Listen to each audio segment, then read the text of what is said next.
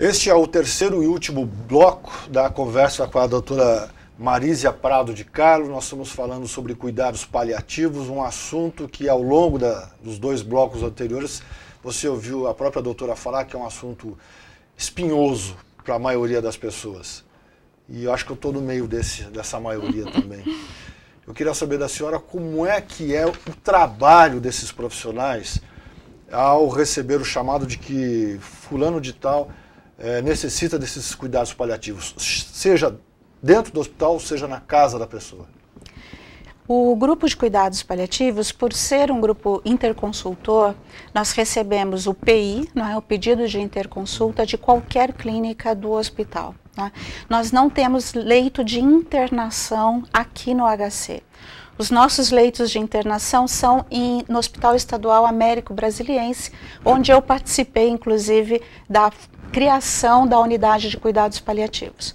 Aqui no campus, nós temos 48 horas para responder a esse pedido de interconsulta. Então, os profissionais da equipe, eles vão até onde o paciente estiver, se ele estiver internado em qualquer clínica, né? Ou se nós recebemos um pedido de interconsulta ambulatorial, esse paciente ele é agendado para o atendimento nos nossos ambulatórios. Nós temos 3 ambulatórios semanalmente. Infelizmente, isso não é suficiente. Hoje, nós já temos 2 meses de espera, o que em cuidados paliativos é um tempo enorme.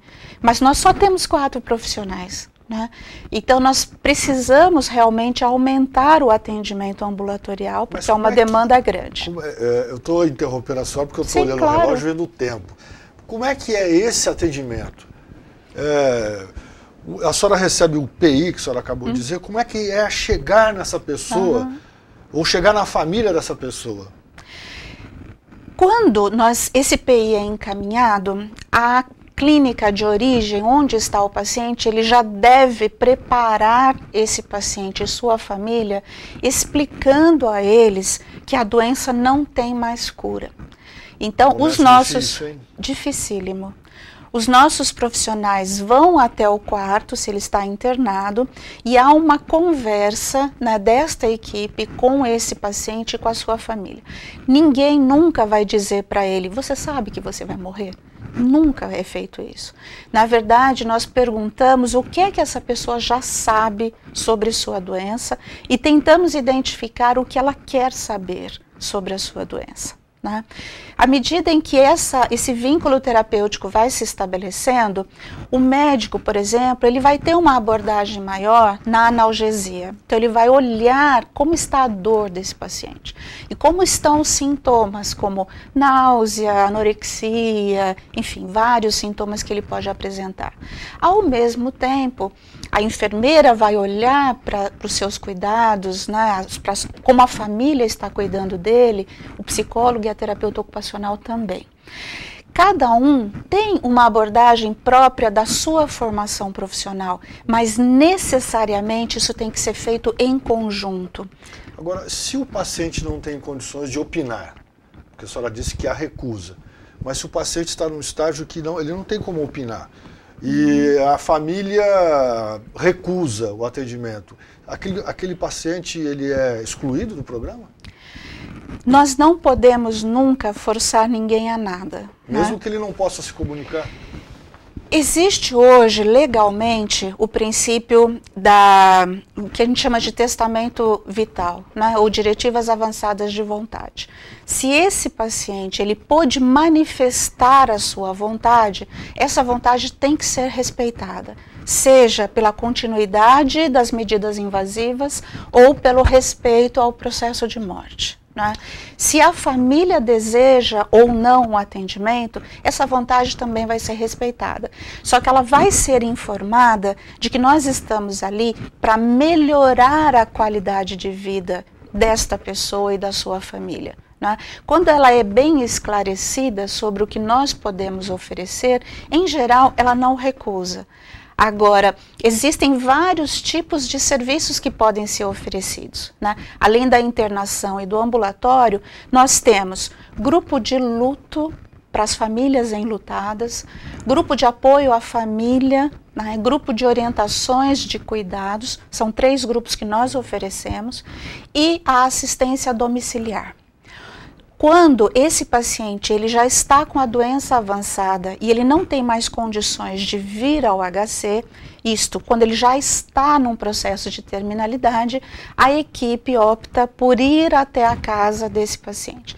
Mas nós só temos um período na semana para isso, com o transporte do HC. Então são pouquíssimas pessoas e só as que moram em Ribeirão Preto que nós podemos atender. Para isso são importantes as parcerias, né? A nossa parceria principal é com o Serviço de Atenção Domiciliária do município, né? A senhora está, desde 2008, 2010 foi como se for criado oficialmente. Que momento nessa trajetória da senhora, nesse atendimento de cuidados paliativos, a senhora registra e atribui a ele essa reflexão: estamos no caminho certo?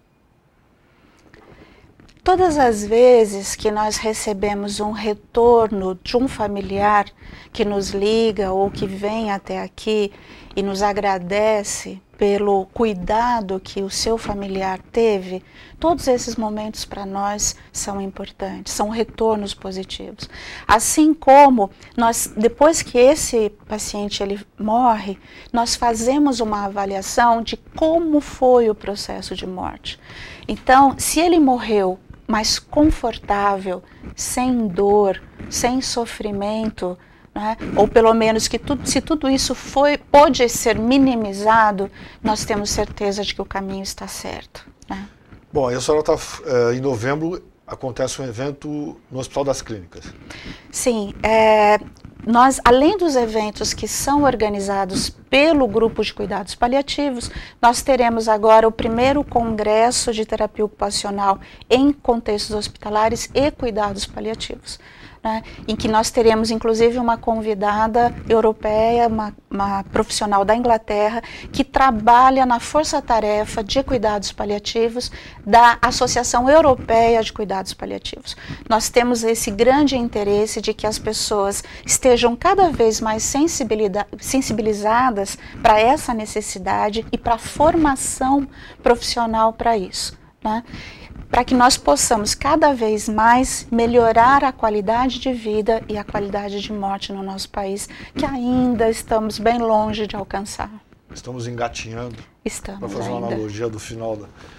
Bom, doutora Marísia Prado de Carlo, ela é terapeuta ocupacional, doutora, criou em 2008, junto com outros colegas no Hospital das Clínicas, o grupo de cuidados paliativos. Em 2010 transformou isso numa realidade, passa a ter uma disciplina optativa na Faculdade de Medicina, da Faculdade de Medicina de Ribeirão Preto.